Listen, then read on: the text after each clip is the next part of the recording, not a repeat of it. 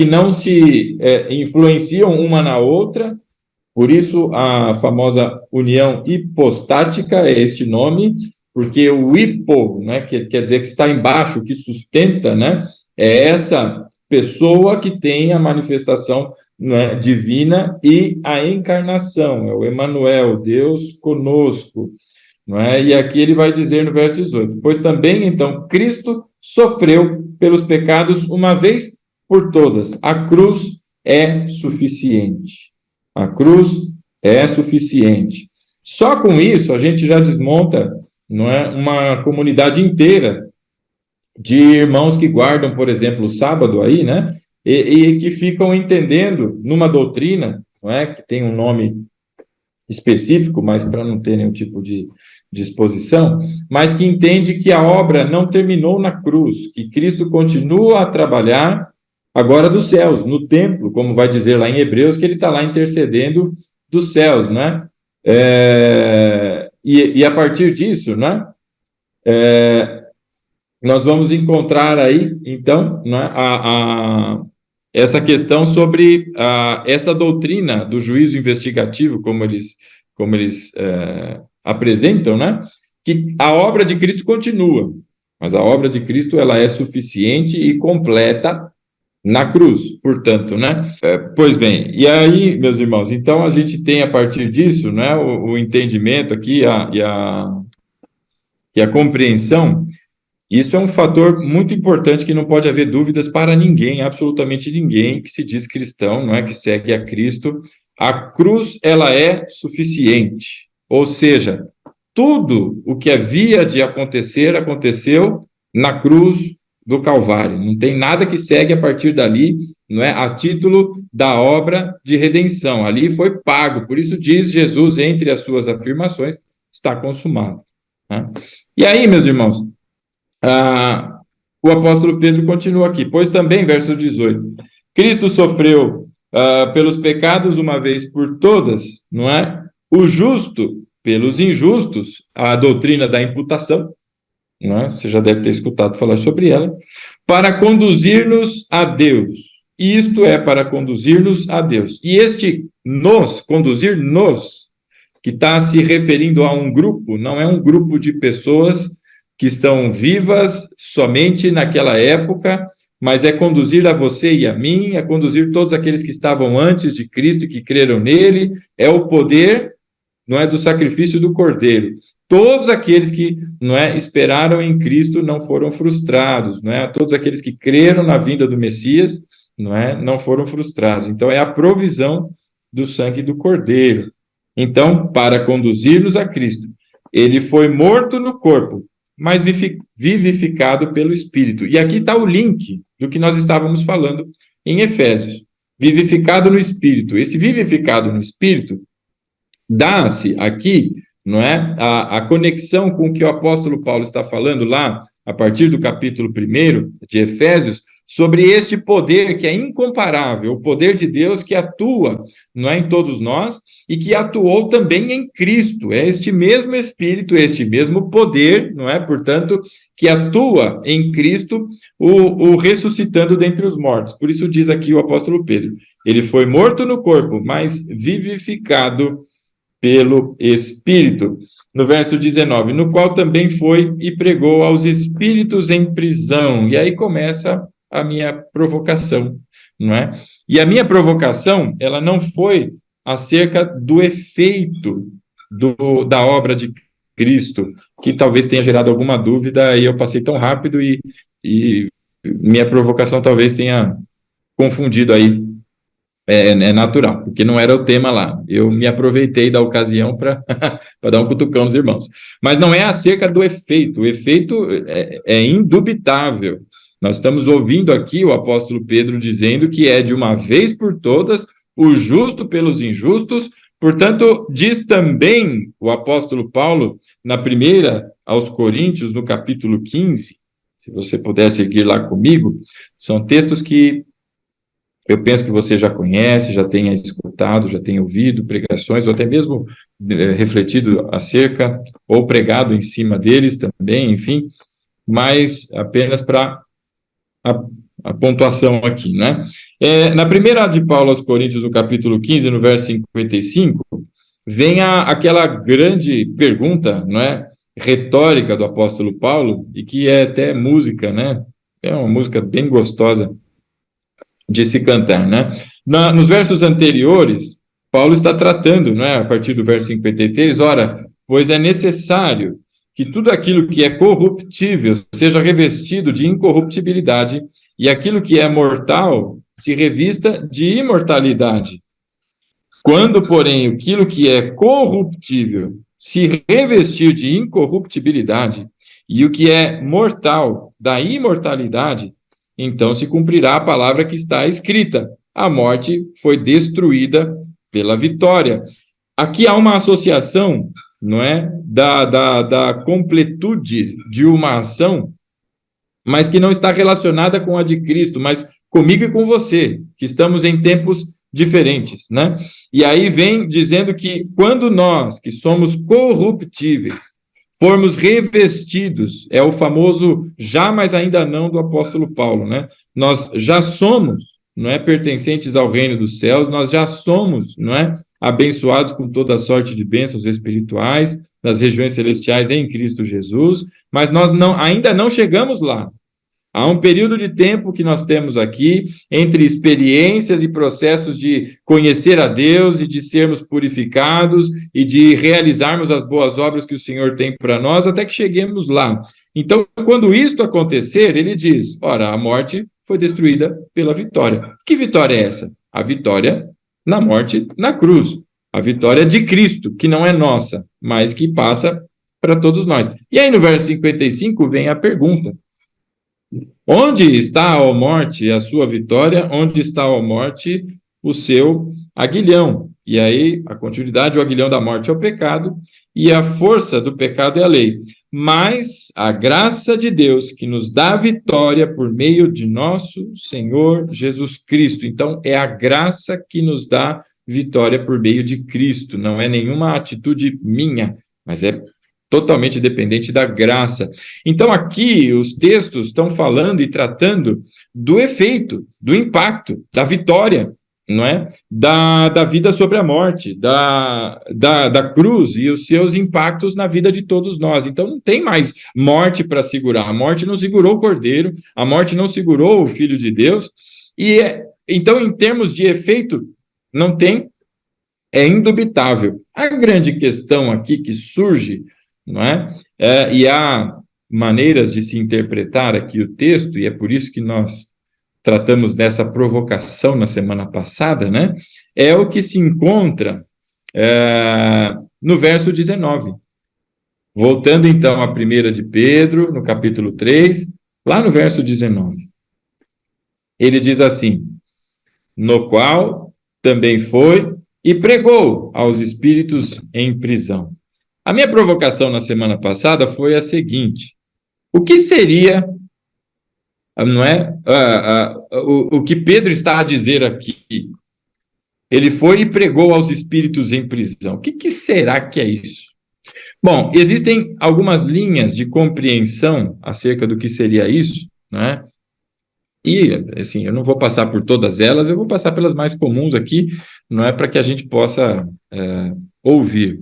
Muitas pessoas, não é, pensam, acreditam, e às vezes nem pensam, mas acreditam, porque receberam assim e multiplicam assim, mas nunca pararam, não é, para refletir, para analisar a questão, não é? Mas vão entender que o que Pedro está dizendo aqui é que, por se tratar, no versículo anterior, entre morte e ressurreição de Jesus, veja lá comigo no verso 18.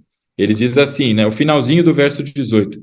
Ele foi morto no corpo, mas vivificado pelo Espírito. Então está falando da morte e ressurreição de Jesus. Por estar exatamente neste tema, o verso 19, ora, do que se trata? Está se tratando de Jesus no período entre morte e ressurreição. Essa é uma linha de interpretação, tá? E aí no verso 19 vai dizer, no qual também foi e pregou aos espíritos em prisão.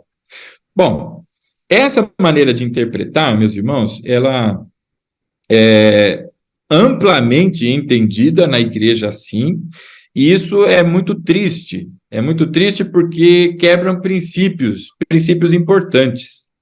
Primeiro, a Bíblia diz que nós temos, não é, nos foi dado viver uma única vez, ou seja, nós temos esta existência, e quando nós aqui findarmos a nossa existência, morrermos, portanto, né, daqui nós vamos diretamente para a frente de Deus, diante do seu trono, o trono branco ali do juízo, e aqueles que então, não é, estiverem em Cristo, viverão a ressurreição, e aí, fazendo um resumo bem grande aqui, né?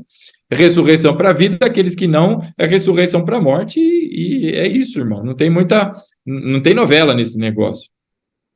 Então, se nós temos uma única oportunidade, que é o período em que nós estamos vivos, para ouvir o Evangelho, para, ao ouvir, não é? Aqueles que tiverem ouvidos para ouvir, ouvirem, crerem no seu coração, nascerem de novo e seguirem uma vida nova com Cristo, isso é só durante o tempo de vida, ou seja, quem está morto não tem mais alternativa, não tem mais condições, não existe aquilo que se diz de repescagem.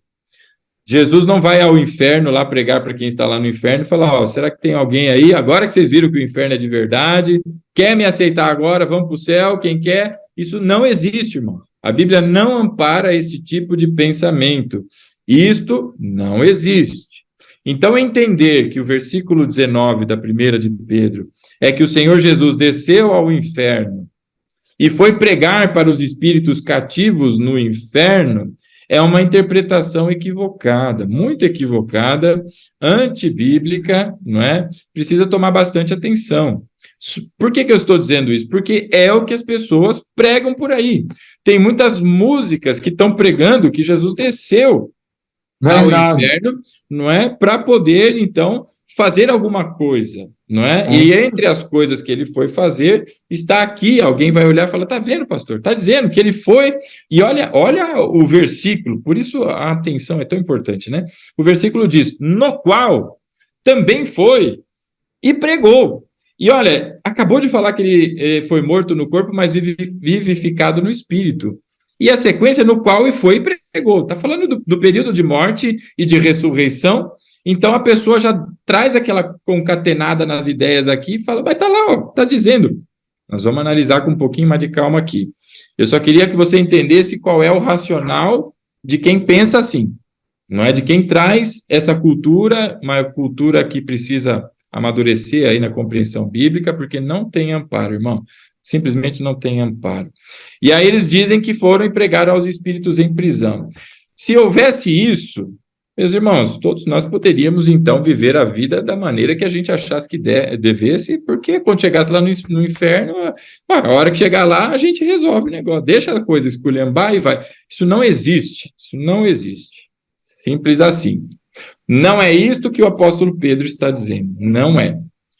Aí, se não é isso, o que são, então, estes espíritos em prisão que fala aqui o apóstolo Pedro? Para onde foi Jesus, então, neste período entre morte, não é, e ressurreição? O versículo aqui parece dizer que o Senhor Jesus foi para o inferno, né? E essa foi a minha provocação, não é nem quem são os espíritos em prisão, mas será que Jesus foi para o inferno? Né? E aí vem o que está lá em Apocalipse, no capítulo 1, de que ele tem, não é, as chaves da morte, não é? Vamos lá em Apocalipse, no capítulo 1, meus irmãos, para a gente conferir estes versículos, porque a partir disso, você vai vendo que a concatenação das ideias é por pura falta de atenção, não é? Não é porque as pessoas, não é, estão olhando aí para essa razão e dizendo que Jesus foi para o inferno. No capítulo 1 de Apocalipse, não é? Olha só o que é que diz o versículo 18. Ele diz assim, sou aquele que vive E aqui eu estou lendo na NVI, tá? Sou aquele que vive. Estive morto, mas agora estou vivo, para todo sempre. E tenho as chaves da morte e do inferno. Na NVI está Hades, enfim, a palavra é a mesma. Existem várias palavras que são traduzidas como inferno, mas, enfim, aqui é mais uma, Hades, não é? E a gente, o português é mais simples, a gente chama tudo de inferno, e por isso que dá uma confusão geral na cabeça de um monte de gente. E aí aqui ele diz, eu estive morto, mas agora estou vivo, e vivo para todos sempre, como foi pregado no domingo, né? Por isso que Jesus incomoda muita gente aí, porque ele está vivo e não está morto. E tenho as chaves da morte e do inferno. A posse das chaves, não é? É a vitória sobre a morte. Descer e tomar as chaves, aí é outra coisa, né? Jesus desceu ou não ao inferno? Há uma crença que percebe que sim, e que Jesus foi ao inferno, com base, inclusive, num outro texto que nós vamos encontrar lá no livro de Salmos, não é? No Salmo de número 16, no versículo 10. Né? Salmo 16, no versículo 10. Abre lá comigo, meu irmão, para a gente acompanhar o racional. Isso é muito importante para que não haja bobagens, né? Algumas pessoas pensam que alguns temas são periféricos, de baixa relevância, secundários, não é? Mas nada que se refira ao Senhor Jesus, a sua obra na cruz, é secundário ou periférico. Tudo isso é a razão da nossa existência, ele é o autor da nossa vida, o autor da nossa fé, não pode haver dúvidas, e a gente não pode tolerar, no nosso meio, não é, compreensões equivocadas por falta de ensino, de estudo, não é? Por isso que tem que passar pelos textos bíblicos. E aí no verso 10 do capítulo 16, do Salmo de número 16, olha só o que aqui diz. É um salmo messiânico, obviamente. Salmo messiânico, portanto, é um texto que está falando do Messias, do Senhor Jesus, o Messias, o Cristo. Ele diz lá no verso 10, eu queria me atentar ao verso 10, porque usa exatamente esta palavrinha, não é? A palavrinha aqui, no caso, é Sheol, Sheol. E é por isso que é interessante tomar muito cuidado com tradução, com texto original, porque traz trupico para as pessoas. Olha o que diz o verso 10. Ele diz assim, pois não deixarás a minha alma no inferno, nem permitirás que o teu santo, e santo com S maiúsculo, veja corrupção. Vamos ler de novo. Portanto, pois não deixarás a minha alma no inferno, e nem permitirás que o teu santo veja corrupção. Ora, se é um salmo messiânico, se é um texto que aponta para o Messias, não está falando de mim nem de você, tampouco do salmista. Davi não está falando dele aqui. É um texto que está se referindo ao Messias. É um texto messiânico. Quando ele diz, não deixarás a minha alma no inferno, algumas pessoas vão olhar para o texto de Pedro e vão dizer, está vendo? Ele desceu no inferno e pregou lá para aqueles espíritos em prisão. E a palavra ainda diz, no Salmo 16, o verso 10, que Deus não deixará que ele fique no inferno, por isso ele ressuscita ao terceiro dia. Essa é a concatenação, e aqui eu estou sendo raso e até irônico, mas é a concatenação do pensamento das pessoas. Inclusive, este salmo messiânico é citado, não é? Em Atos, no capítulo 2. Se você for lá no capítulo 2 do livro de Atos dos Apóstolos, né? No verso 27, há exatamente a mesma citação.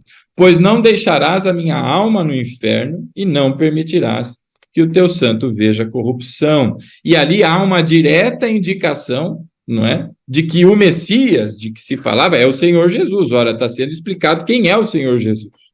Então, é um texto que fala dele. E se fala dele, olha só a tradução que eu propositalmente estou lendo aqui, que não é a NVI, pois não deixarás a minha alma no inferno. Esta palavra inferno aqui, que todo mundo está pensando que é o inferno, que vem à cabeça quando a gente fala inferno, Não é a tradução correta, inferno, porque esta mesma palavra Sheol, a sua tradução, também é sepulcro, sepulcro. Isso quer dizer que não se refere ao inferno, lugar de punição e lugar destinado para quem não está em Cristo e separado, portanto, de Deus, e não se refere a inferno, lugar, não é, que também é o Tártaro e não somente o Hades, que é o lugar onde demônios estão sendo aprisionados até o tempo da destruição. São palavras diferentes e traduções diferentes. Então, a partir daqui, vem o primeiro equívoco. Se você lesse esse versículo já na NVI, você vai perceber que a NVI, na sua tradução, já traz a correção da interpretação do texto original. Ele vai dizer que não deixarás que a minha alma repouse no sepulcro. Não é inferno como as pessoas pensam no inferno. Então tem gente dizendo que é isso mesmo, que Jesus foi lá no inferno, sofreu por nós no inferno e tal. Irmão, cuidado. Por que ele não desceu ao inferno e não sofreu no inferno? Porque a obra se consuma na cruz. Ali ele foi castigado por mim e por você. É ali.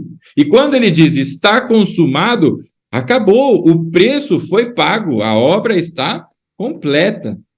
Dali não há agora uma passagem no inferno, como alguns pensam. Não, ele foi lá dar uma volta, ele foi lá pregar. E eu já vou chegar no ponto ali, né? Esta mesma palavra Sheol, que é a interpretação para alguns ali de inferno, ela também está no credo apostólico. Você se lembra do credo apostólico? Creio em Deus Pai Todo-Poderoso, Criador dos céus e da terra, e em Jesus Cristo, seu único Filho, nosso Senhor, que nasceu da Virgem Maria, padeceu sob Pôncio Pilatos, desceu à mansão dos mortos e ressuscitou ao terceiro. E aí ele segue o credo apostólico. O credo apostólico nada mais é, meu irmão, isso é muito mais frequentemente usado e percebido na Igreja Católica, né? Nada mais é do que uma profissão de fé. Qual é o conjunto doutrinário que determina que você é um cristão? Tem elementos que indicam, e é isso que determina que é cristão, é crer quem é Jesus e crer na obra de Jesus, não é? E assim por diante. E no credo apostólico diz, desceu à mansão dos mortos. E a palavra que está lá no credo apostólico é exatamente esta que é usada neste versículo aqui. Então não se refere nem no credo apostólico, porque alguém vai dizer que não, isso a igreja primitiva cria dessa maneira, etc, etc. E aí vai desenrolando, né? Não tem absolutamente nenhuma conexão com o inferno, lugar de sofrimento e de punição. Alguém vai dizer que não, Jesus desceu ao inferno para sofrer por mim mesmo, é isso mesmo. Porque ele pagou pelos meus pecados. Ele pagou na cruz, não é? Ele pagou na cruz. E aí fica a grande questão. Então, ele não foi para o inferno? Para onde foi o Senhor Jesus? Eu vou segurar essa pergunta e eu quero voltar ao texto lá na primeira de Pedro, não é, no capítulo 3, para que a gente retome aqui. Lá na primeira de Pedro, no capítulo 3, e graças a Deus que alguém inventou esse negocinho que fica na Bíblia aqui, não sei se você consegue ver essa fitinha. E quando você fecha a Bíblia, você volta lá rapidamente, olha, aleluia. Isso aí é usado a massa encefálica que Deus deu, aleluia, oh, glória a Deus, né? Ou você usar o seu smartphone que você chega mais rapidinho. Primeira de Pedro no capítulo 3, meu irmão, olha só.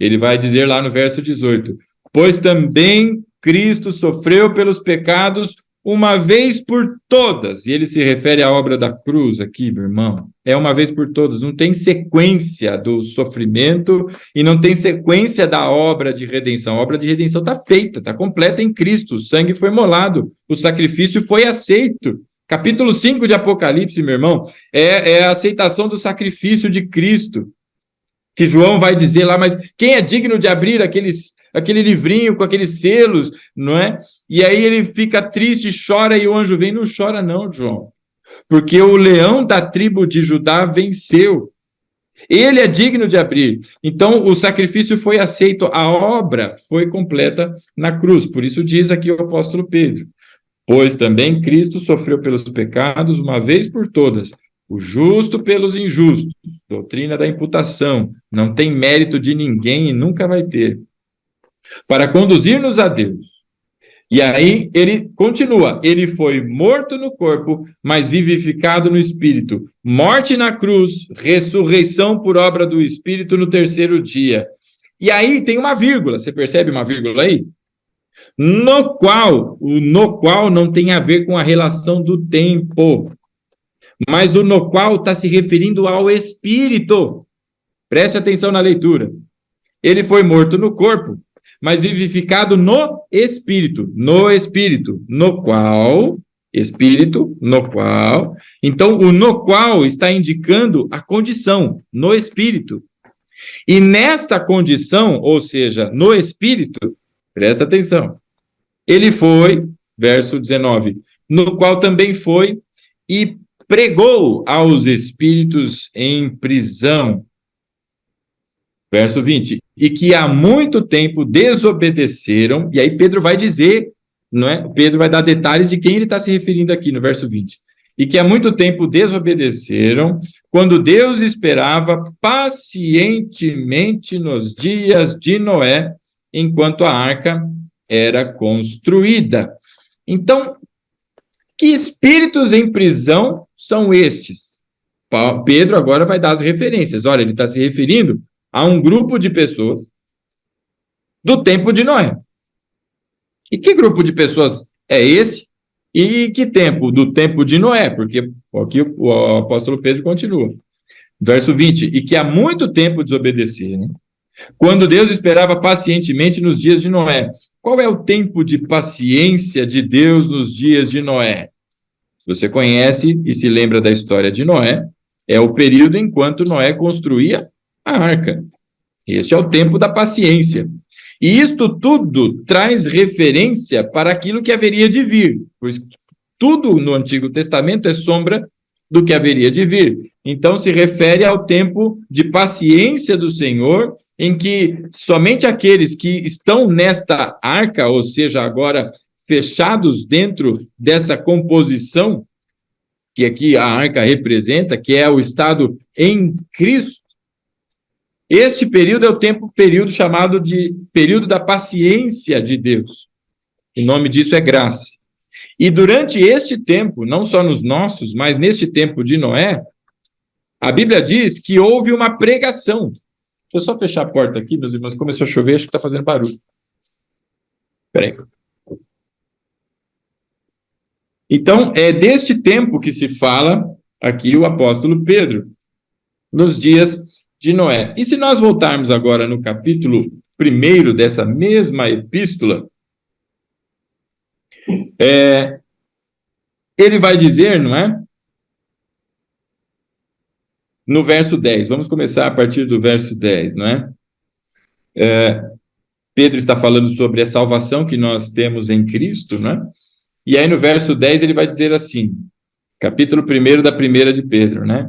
Foi a respeito dessa salvação que os profetas que falaram da graça destinada a vocês investigaram e examinaram, procurando saber o tempo e as circunstâncias para as quais apontava o Espírito de Cristo.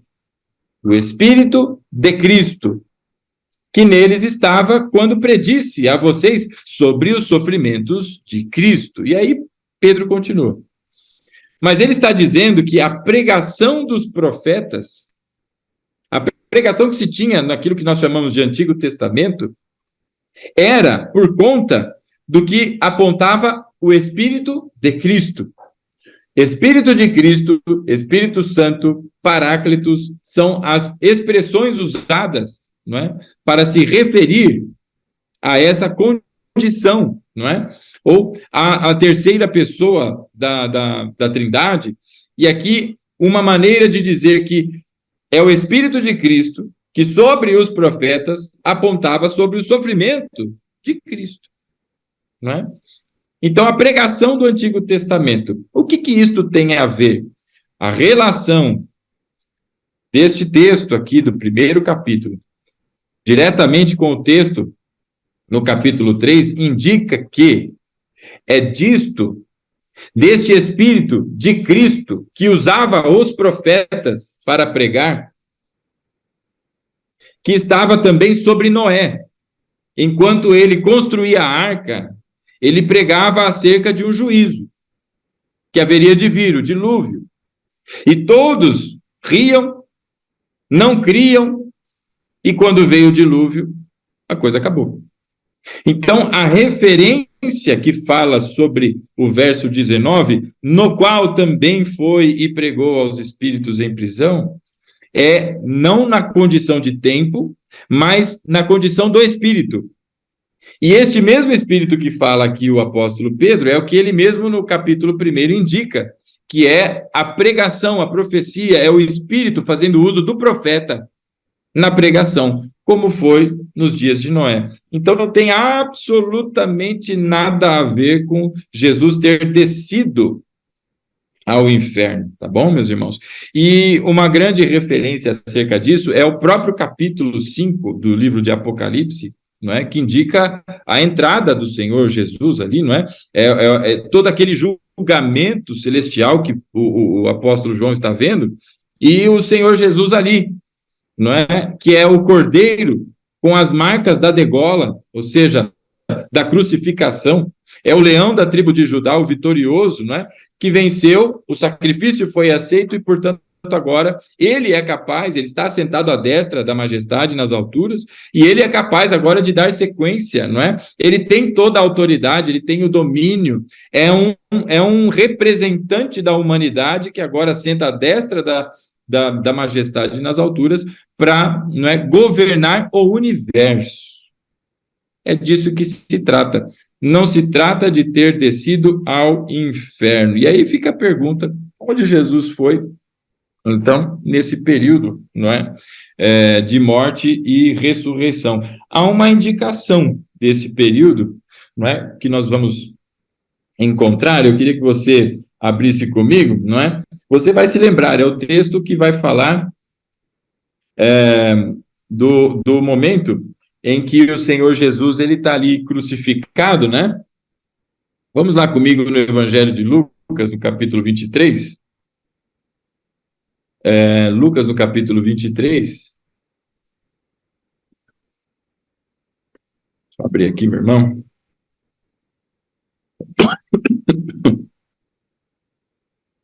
Não é? Nós vamos encontrar lá o momento da crucificação.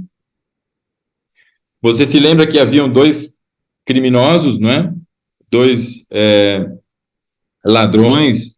Alguns vão dizer o bom ladrão e o mau ladrão. Ladrão é ladrão, não tem bom e não tem mau. E os dois eram criminosos. E os dois estavam caçoando de Jesus. Os dois zombavam de Jesus, ele estando crucificado. Não era um que zoava e o outro não, mas os dois. E num determinado momento, porque foram horas ali, não é, crucificados, um deles diz, não é, acerca de Jesus, ele olha para ele e fala, verso 39, né, capítulo 23, no verso 39.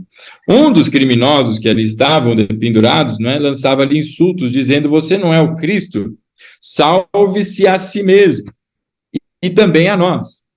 E aí o outro, você conhece a história, é só para que você leia e não fique eu a dizer, né?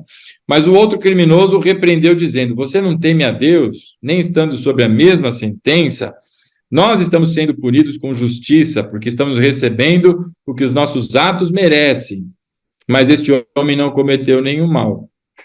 E aí ele se dirige ao Senhor Jesus, lembra-te de mim quando entrares no teu reino. Esse pedido que o ladrão faz aqui, não é? O ladrão arrependido, é um pedido que manifesta uma confissão de fé. Ele pede para que o Senhor Jesus, quando entrar no reino dele, se o reino é dele, ele quem é? É o rei, não é? É o dono. Para que ele se lembrasse dele, porque ele reconhece que se trata, não é? Realmente de quem era o Senhor Jesus, o Filho de Deus. Não é?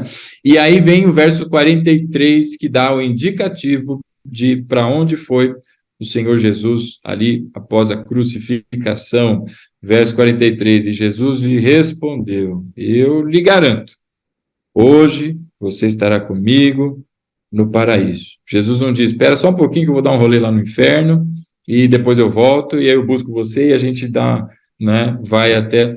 Ele diz, ainda hoje estarás comigo no paraíso. Então, aqui há indicativos, né, de para onde foi aí o Senhor Jesus, né, para junto do Pai. Então, é a questão do inferno e de Jesus ter descido ao inferno, os versículos que usam, né, essa indicação, eles são mal aplicados, não é? É o texto lá de 1 Pedro que nós lemos, são os textos aí de Salmos, é com base em credo apostólico, que é texto não canônico, inclusive, e usado de maneira errada, não é? São interpretações assim.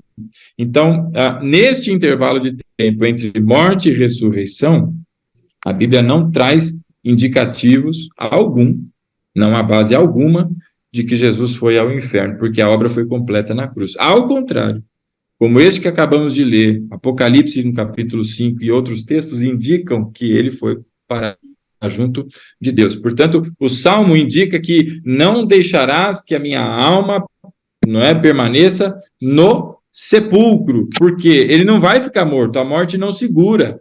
A morte não segura, a sua obra vence a morte. Por isso não segura, não é? E aí a continuidade, não é? É que ele não verá corrupção. Ele diz o seguinte, porque tu não me abandonarás no sepulcro, nem permitirás que o teu santo sofra decomposição, não é?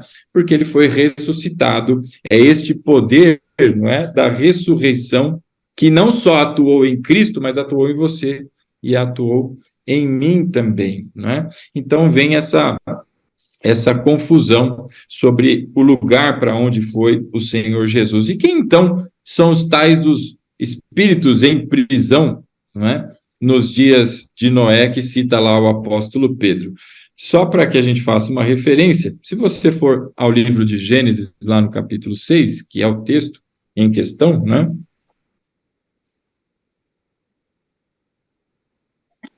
Ele vai dizer o seguinte, verso 1, né? Quando os homens começaram a multiplicar-se na terra, e lhes nasceram filhas, os filhos de Deus viram que as filhas dos homens eram bonitas e escolheram para si aquelas que lhes agradaram. Estes dois versos.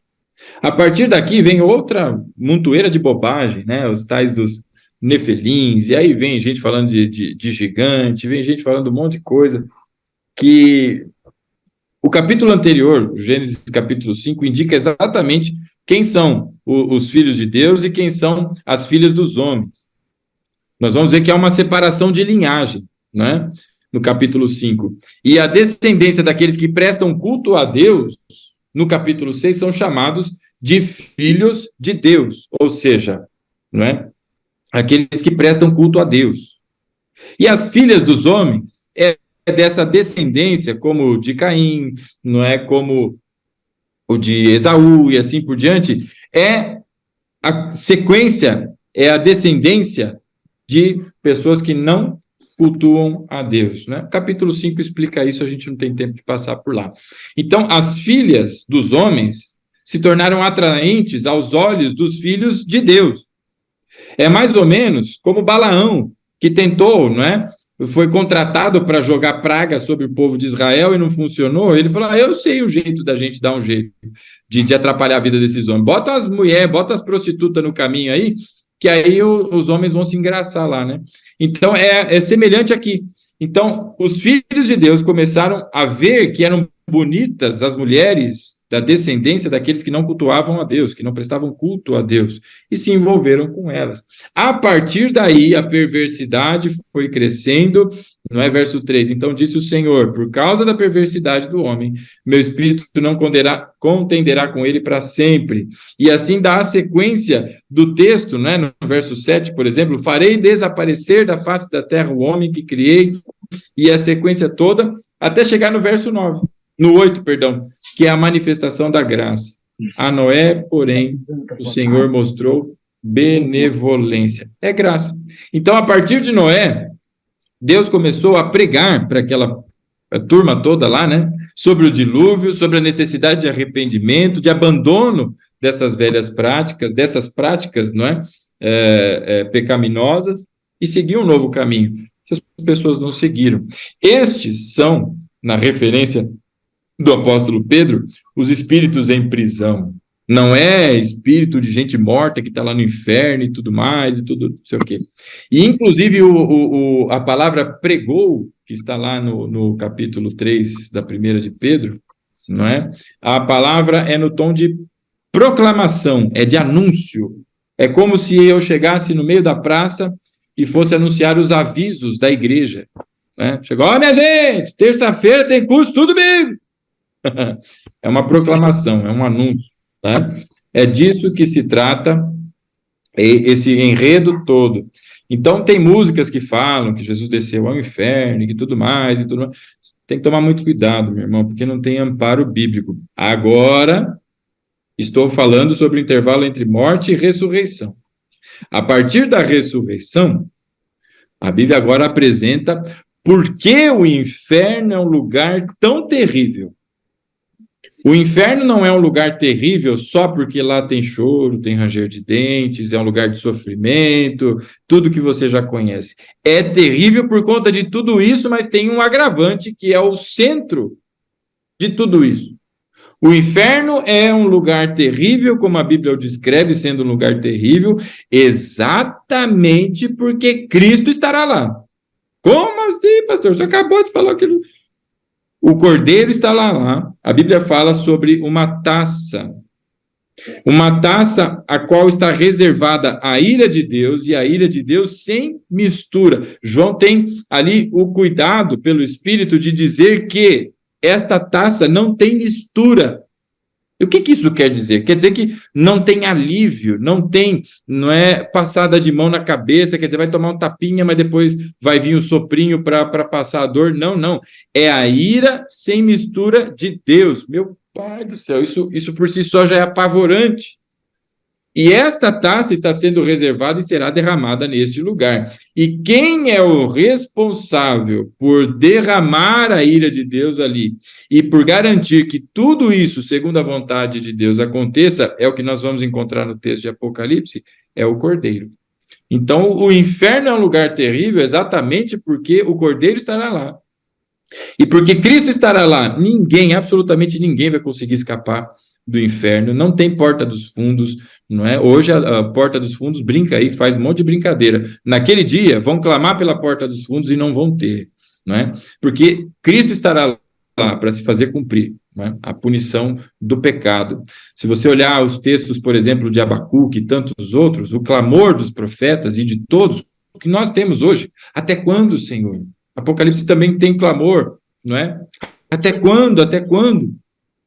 Esse dia virá. E ele será terrível, porque Cristo estará lá, se faça cumprir, não é? Cada uma, não é, das promessas e a sentença de justiça de Deus aplicada no Cordeiro.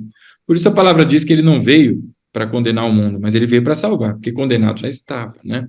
Então, no período entre morte e ressurreição, não há, né, amparo bíblico, apesar de haverem interpretações e tentativas de ginástica com versículos, né, não há amparo bíblico para a manifestação de que Jesus esteve lá e desceu lá, né? A tomada das chaves, né, é uma apresentação de que o domínio, quando você tem a chave de uma casa, ora, você que tem autoridade, você que entra, você que sai, né? Isso é uma representação de domínio, de ter sido vencido, né? De ter domínio. Ele tem o domínio sobre a morte, a chave da morte é dele, né? A morte não segura, ele tem domínio, ele tem autoridade sobre a morte.